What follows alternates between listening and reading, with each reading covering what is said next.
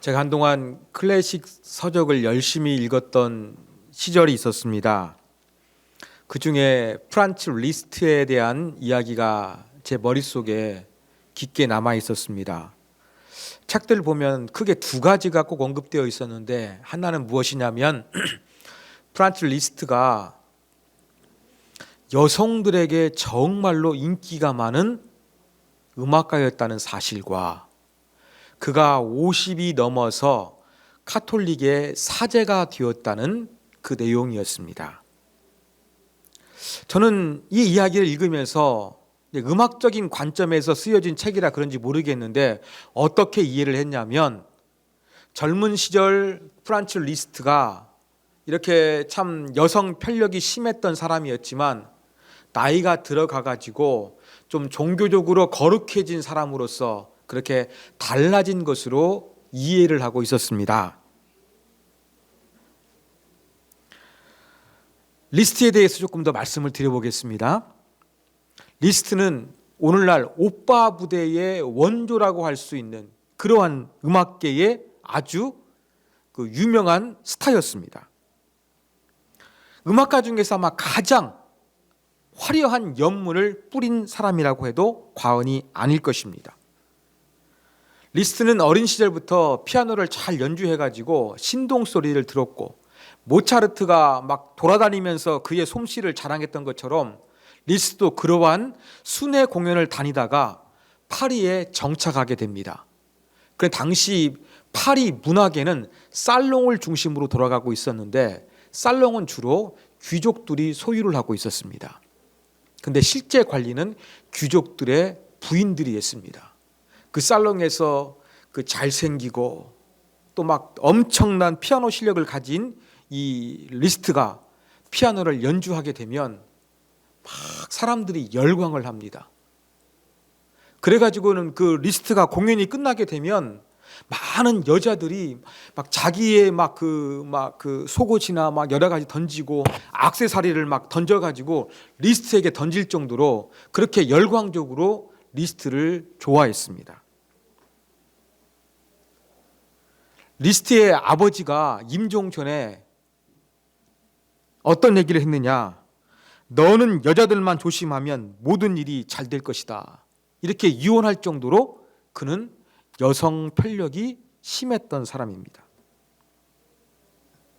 근데 제가 얼마 전에 리스트에 대한 조금 더 전문적인 책을 읽다 보니까 제가 리스트를 오해하고 있다는 것을 비로소 알게 되었습니다. 여러분, 프란츠 리스트는요, 어린 시절부터 신앙심을 키웠고 그의 생애 중에서 한 번도 그의 신앙을 버린 적이 없었습니다. 그렇다면 리스트는 어린 시절부터 신앙심이 깊어가지고 떠나지도 않았고, 어떤 신부는 그 리스트에게 멘토와 같은 역할을 했던 분도 계십니다. 이렇게 종교적인 어떠한 심성을 가지고 있음과 동시에 그의 사생활, 특히 이 남녀 관계 속에서는 세상 사람들보다 더 심했던 모습을 보여줬던 것입니다. 종교적인 거룩함도 추구하는 면이 리스트 안에는 있었고, 동시에 어떠한 자기의 어떤 육체적인 쾌락을 추구하는 그러한 욕망도 그의 안에는 있었던 것입니다. 리스트는 많은 연문을 끓이다가 이제 마리다구 백작 부인과 둘이 저 멀리 스위스로 가서 행복한 삶을 살기로 결심하고 떠나게 됩니다. 그래서 스위스를 향하는 그 발걸음 가운데 그 자기가 받았던 인상들을 피아노 소품으로 그렇게 작품을 만들었습니다. 그래가지고 이 피아노 소품집을 발표했는데 제목이 뭔지 아십니까? 순례의 해입니다. 영어로 하면은 Pilgrim's Years. 아니, 순례자가 여러 해 동안 뭔가 거룩한 곳을 다녔던 것처럼 상당히 종교적인 제목을 붙여놨어요. 이런 곡을 들어보시면 알겠습니다만 이 제목만 순례의 해들이라고 해가지고 종교적인 냄새가 풍기는 것이 아니라 곡 분위기 자체도 상당히 조금 종교적인 느낌이 많이 묻어져 나오는 그러한 음악입니다. 여러분, 제가 이렇게 프란츠 리스트의 이야기를 길게 조금 자세하게 말씀을 드린 이유는 프란츠 리스트란 사람이 인간의 양면성을 잘 보여주고 있기 때문입니다. 인간이란 존재는 완벽하게 악한 사람도 없고 완벽하게 선한 성자도 없다는 것을 보여줍니다. 우리 안에는 프란츠 리스트가 그랬던 것처럼 이 참 종교적인 깊은 영성을 추구하는 영적인 면과 동시에 세속적이고 쾌락적이고 이기적인 것을 추구하는 이 우리의 본성이 함께 공존하고 있다는 것입니다.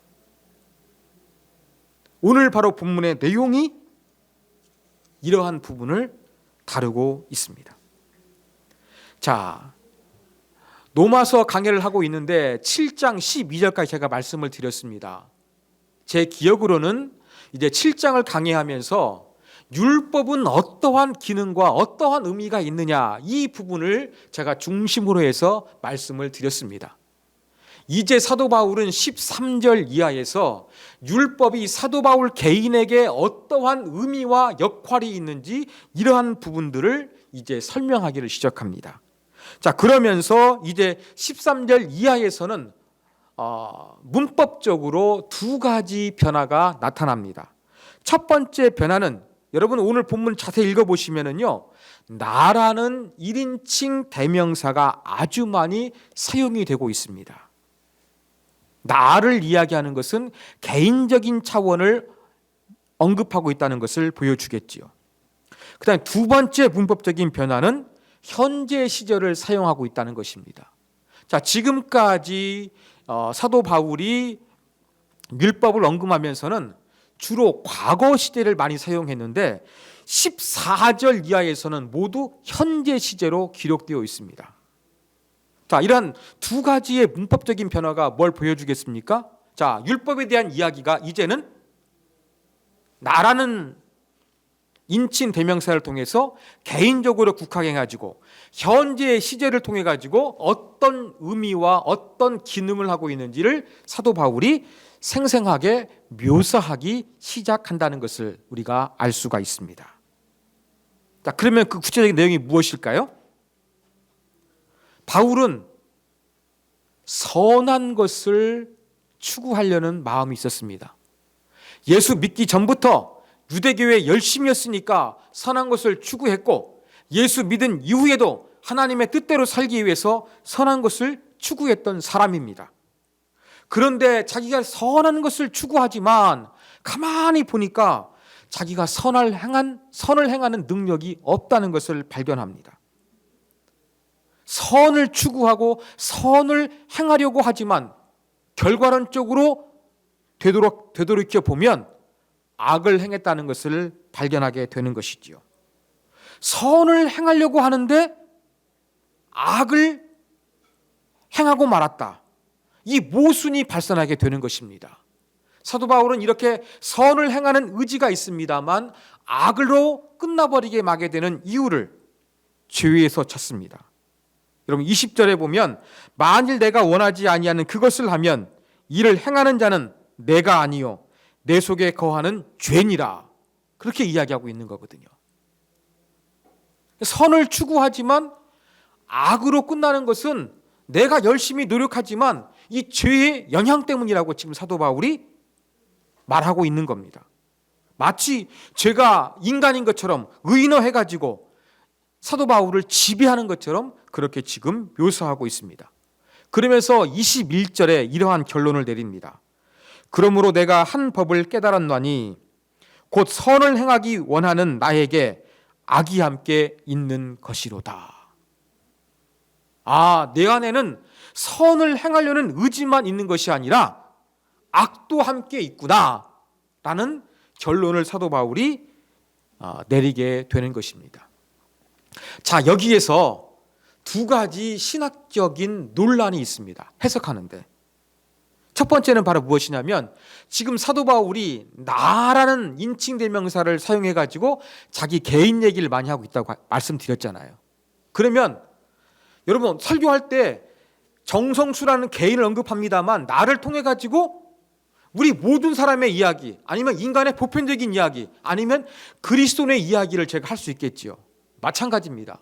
그래서 지금 사도 바울이 1인칭 나라는 이 주어를 통해서 표현을 하고 있지만 그 나가 사도 바울 한 사람에게 속하는 개인적인 것이냐 아니면 모든 인간에게 적용할 수 있는 것이냐 아니면 이 종교적으로 기독교인들에게만 적용할 수 있는 것이냐 이러한 논란이 있습니다. 나를 누구에게 적용할 것인가? 여러분 인간에게 선한 것도 있고 악한 것이 있다는 거 사도 바울 개인에게만 해당되는 것이겠습니까? 아니면 그리스도인들에게만 해당되는 것이겠습니까? 아니면 모든 사람들에게 해당되는 것이겠습니까? 다 해당되거든요. 세 가지 다 해당됩니다. 저의 결론은 지금 사도 바울이 자기 자신의 이야기를 하고 있지만 결론적으로는 모든 그리스도인, 모든 사람들에게 해당되는 것이라고 생각을 합니다. 종교가 있든지 없든지 간에 모든 사람에게는 제가 말씀드린 프란츠 리스트처럼 선을 행하면서도 악하고 남을 위하는 행동을 하는 것 같아도 자기의 입속을 챙기는 이상한 양면성, 성과 속의 양면성이 공존하고 있는 것이 저는 인간이라고 생각을 합니다. 여기에 대해서 학자들은 논란을 합니다. 저는 그렇게 생각을 합니다. 자, 두 번째 논란이 되는 것은 사도 바울이 지금 자기 내면에서 선한 것과 악한 것이 계속 갈등하고 있고 지금 악이 자기를 선한 것을 행하지 못하도록 발목을 붙잡고 있거든요. 자, 이러한 자기 내면에서의 두 가지가 갈등하는 것이 예수를 믿기 전일까요? 믿고 난 이후일까요? 학자들은 여기에 대해서도 연구하고 논란을 펼치고 있습니다. 좀 신학교 교수들, 신학자들의 이야기를 하다 보면 조금 사변적으로 책상머리에 앉아가지고 이렇게 텍스트만 보고 주장하는 것처럼 생각이 되기도 합니다. 근데 적지 않은 많은 분들이 지금 사도 바울이 언급하고 있는 이 두 가지 자기 내면 안에서 갈등하고 있는 것은 유대교 시절 율법의 지배를 받고 있을 때의 상황을 언급하는 것이다. 이렇게 해석하는 신학자들도 있습니다. 반대도 있습니다. 제가 좋아하는 팀 켈러 목사님, 이분도 보니까 예수 믿기 전에 회심 전의 상태를 묘사하고 있는 것이다. 그렇게 해석을 하고 있더라고요. 그런데 이와 반대로 이것은 예수 그리스도를 믿고 난 이후에도 지속되는 것이다. 이렇게 바라보는 입장도 있습니다. 지금은 돌아가셨습니다만 옥하는 목사님께서 유학 가가지고 교수님이 말을 듣고 사도 바울의 이야기는 예수 믿기 전 상태를 의미하는 것이다. 이렇게 믿었다가 실제 귀국해가지고 목회를 하시다가는 이게 아니구나. 이건 모든 그리스도인, 예수를 믿어도 해당되는 것이구나. 이렇게 그분의 입장이 바뀌게 되었다는 글을 제가 읽어봤습니다.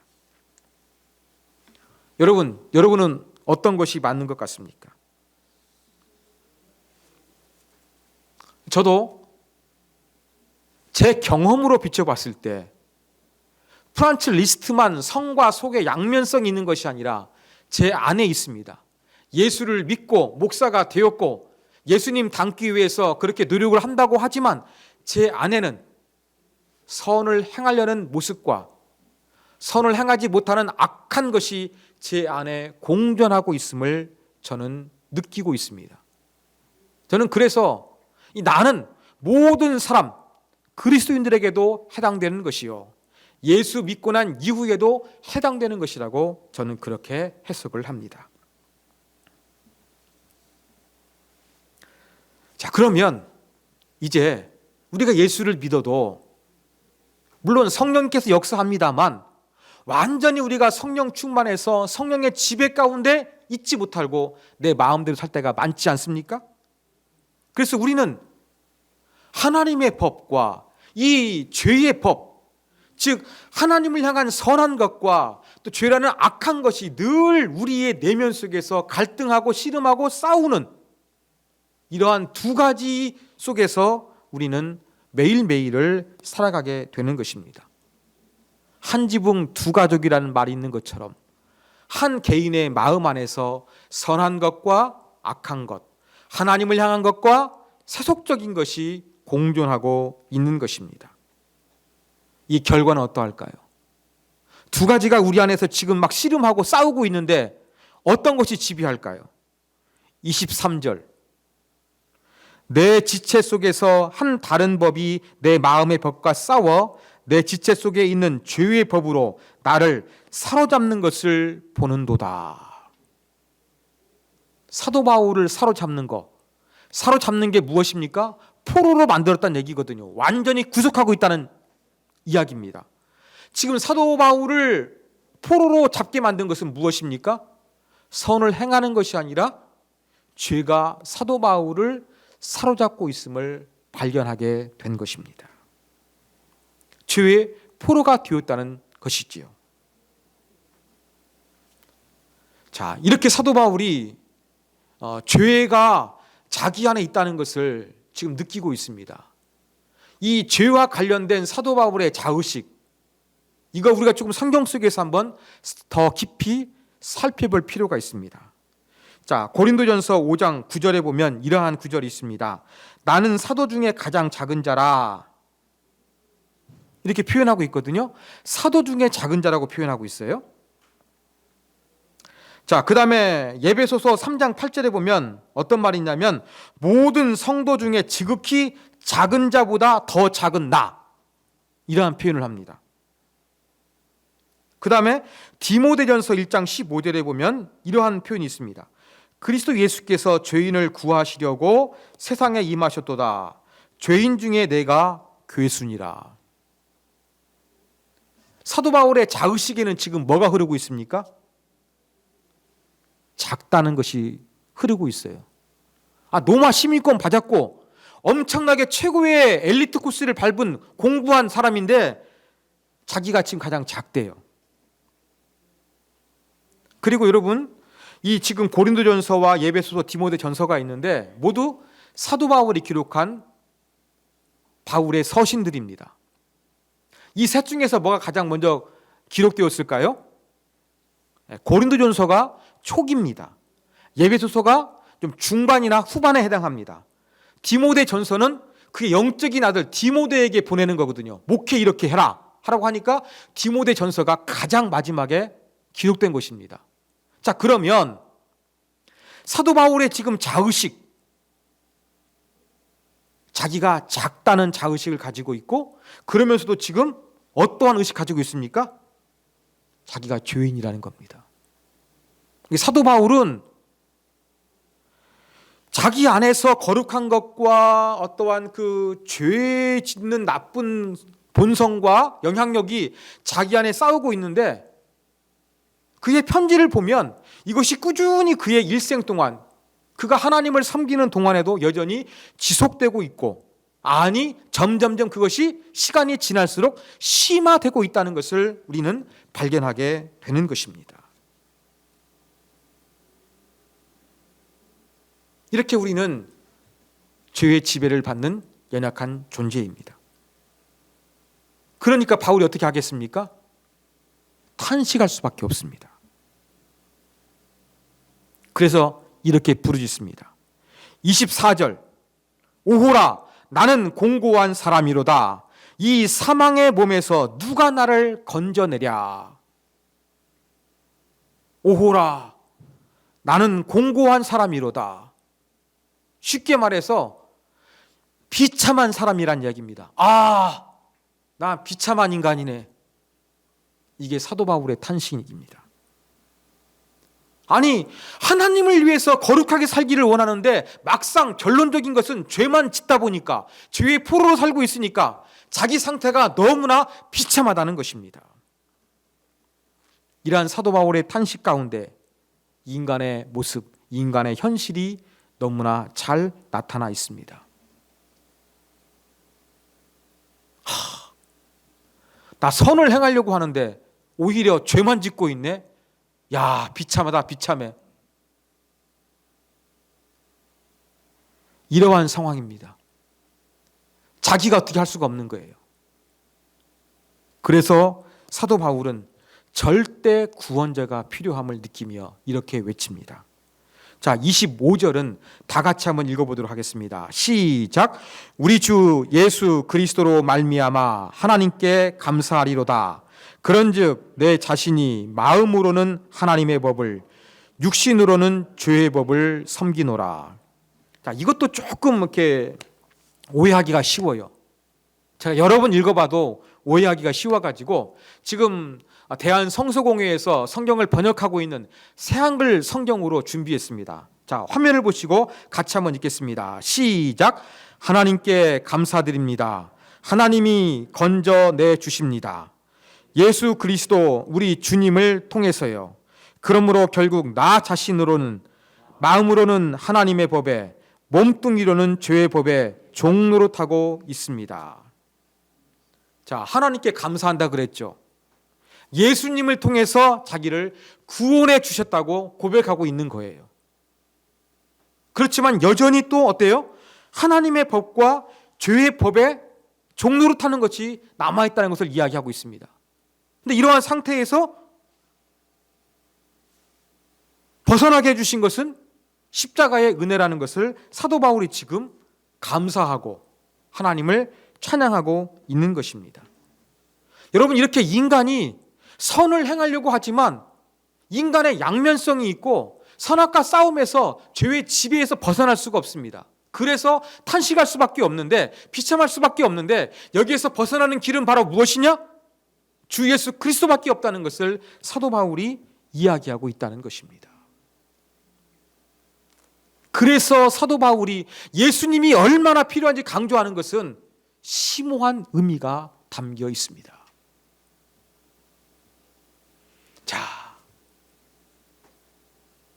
사도 바울이 비참한 사람이라고 표현했는데 이 말 속에서 우리가 무엇을 배워야 할 것인가? 제가 두 가지를 말씀드리고 싶습니다. 그러기 위해서 제가 한 가지 예를 말씀드리겠습니다. 미국에 할리 맥스웰이라는 목사님이 계셨습니다.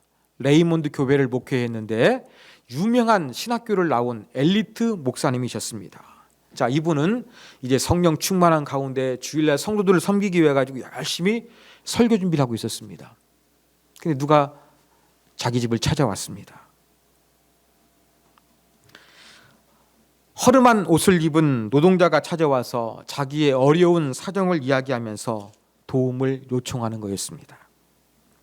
이때 맥스웰 목사님은 지금 설교 준비하는 거 바쁘기 때문에 좀 냉정히 말해서 그를 돌려보내고 다시 설교 준비에 몰두하기 시작했습니다. 그 어느 주일 예배 시간에 이 맥스웰 목사님은 예수 그리스도의 대속, 죽음, 시련, 고난에 초점을 맞춰 설교를 했습니다. 그리고 이제 설교가 끝난 다음에 찬송을 부르는 둥 이 맥스웰 목사님을 찾아왔던 그 허름한 옷을 입었던 사람이 예배당 중앙에서 쓰러지게 됩니다. 그 노동자는 실직한 인쇄공으로 아들과 아내가 병들었습니다. 그러다 직장에서 해고당하다 보니까 너무나 먹고 살 길이 막막해서 이제 교회의 도움을 받고자 했던 것입니다. 목사의 사무실을 놓고 했고 교회 문을 두드리고 그리스도인의 사업가들의 그 사업체를 방문해서 일자리를 구하려고 했는데 어느 곳에서 어떠한 그리스도인으로부터 전혀 도움을 받지 못했습니다.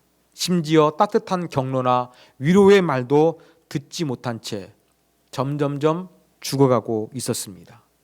그래서 예배당에서 쓰러지게 된 것이지요. 그가 일어나서 예배에 참석한 성도들 향해서 절규하며 이야기합니다. 예배가 끝나기 전 꼭 한 가지 묻고 싶은 것이 있어서 찾아왔습니다. 저는 술 취하지도 않았고 미치지도 않았습니다. 그리고 누군가를 해치고자 하는 마음도 전혀 없습니다. 오늘 목사님은 이렇게 말씀하셨습니다.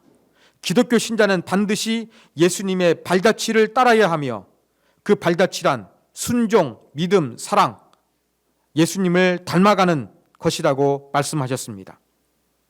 하지만 목사님께서는 예수님의 발자취를 따른다는 것, 말의 의미가 무엇인지 말씀하지 않으시더군요. 특히 예수님을 닮아가는 것에 대해서 말입니다. 그리스도인들에게 예수님의 발자취를 따른다는 것은 과연 무엇일까요? 도대체 예수님을 따른다는 것이 무엇을 뜻하느냐고 제가 묻고 있는 것입니다. 이 노동자는 결국 생을 마감하게 되었습니다. 헨리 맥스웰 목사님이 얼마나 충격을 받았겠습니까? 그의 죽음과 그리스도인의 삶의 간격이 너무 크다는 것을 발견하게 돼가지고 큰 교훈과 또 그의 안에서의 회개를 일으키게 됩니다. 그리고 다음 설교할 때 회중 앞에서 자기가 회개하는 마음을 이제 전달하면서 앞으로 1년 동안 우리가 예수님을 따르기 위해서 예수님이라면 어떻게 하셨을까? 이렇게 생각해보고 행동하고 결정하자는 그러한 운동을 하기 시작합니다. 이것이 이제 신앙소설로 만들어졌는데 이니스 스텝스, 우리말로 번역하면 예수님이라면 어떻게 하셨을까라는 책으로 번역된 내용입니다. 여러분, 제가 이 이야기를 통해서 여러분에게 뭘 말씀드리고 싶었겠습니까? 헨리 맥스웰 목사님이 정말로 하나님을 잘 섬기기 위해서 좋은 의도를 가지고 있음에도 불구하고 결과는 좀 나타난 것은 바로 무엇이었습니까? 하나님의 영광이 아니라 한 사람이 아파하게 되는 그 끔찍한 결론이 발생했다는 사실입니다. 사랑하는 여러분, 우리가 뭔가 하나님을 향해서 좋은 의도, 선한 동기를 가지고 뭔가 잘해보려고 열심히 하지만 그 안에는 교묘한 거짓이 숨어 있을 수도 있고 그 안에는 우리가 온전히 하나님께 영광이 되지 못하는 부족한 부분도 얼마든지 남아있을 수 있다는 사실을 우리가 기억하자는 것입니다.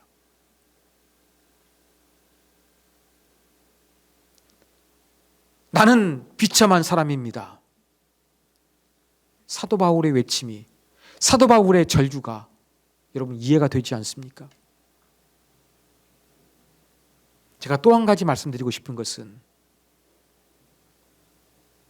이렇게 우리 안에 선한 것과 악한 것이 공존해서 싸우고 있다고 한다 그러면 인간이 이렇게 성속의 프란츠 리스트처럼 양면성을 가지고 있다고 한다 그러면 우리가 다른 그리스도인들을 바라보는 자세가 조금은 너그러워졌으면 좋겠습니다. 우리는요, 다른 예수 믿는 사람들 행동을 보면서 그 사람을 평가합니다. 말은 이렇게 하는데 행동은 이렇게 하네. 평가합니다. 그런데 여러분, 사도 바울을 보십시오. 위대한 대전도자, 위대한 신학자 사도 바울조차도 그가 디모데 전서를 쓸 때까지 자기가 죄인 중에 죄수라고 고백을 하고 있어요. 그의 안에는 이 죄악과 거룩한 것이 싸우고 있다는 것을 자기가 지금 고백하고 있어요. 이러한 것을 볼 때 우리가 어떻게 해야 되겠습니까? 아니, 사도 바울도 이렇게 그의 내면 안에서는 거룩한 것과 이 죄악된 것이 그렇게 싸우고 갈등하고 있는데, 내가 바라보고 내가 만나는 다른 그리스도인들, 그 안에는 양면성이 없겠습니까? 우리가 어떤 자세를 가져야 되겠습니까? 조금 너그러워졌으면 좋겠습니다. 사도 바울도 이렇게 비참할 정도로 그의 마음 안에 거룩한 것과 죄악된 것이 공존했고, 또 나 스스로를 아주 솔직하게 되돌아본다 할지라도 내 안에 그 두 가지가 공존하고 있는데, 다른 사람들, 다른 그리스도인들 나와 마찬가지겠지. 그래도 그의 안에는 하나님을 향한 진실한 마음이 있겠지. 여러분, 이러한 생각을 하면서 우리가 조금 더 너그럽게 받아들이고, 그도 갈등하고 씨름하고 하나님대로 살기 위해, 하나님의 말씀대로 살기 위해서 노력하는 그리스도인이라는 것을 우리가 인정해주고 믿어주고 위해서 기도해 줄 수 있는 그러한 사람이 되어야 되지 않겠습니까, 여러분? 이것이 바로 오늘 말씀의 교훈입니다. 사랑하는 여러분, 프란츠 리스트만, 사도 바울만 그들의 내면 가운데 거룩한 것과 죄악된 것이 공존하고 싸우는 것이 아니라 우리 모두가 그렇습니다. 우리 모두가 비참합니다. 그러므로 겸허한 마음으로 하나님의 뜻을 찾기 위해서 노력하고, 다른 지체들의 모습들, 비록 연약하고 죄악스러워 보여도 위에서 기도해주고 그의 신앙을 폄하하지 않는 참된 그리스도인의 마음, 예수님의 마음을 가질 수 있는 저와 여러분이 되기를 주님의 이름으로 부탁드립니다.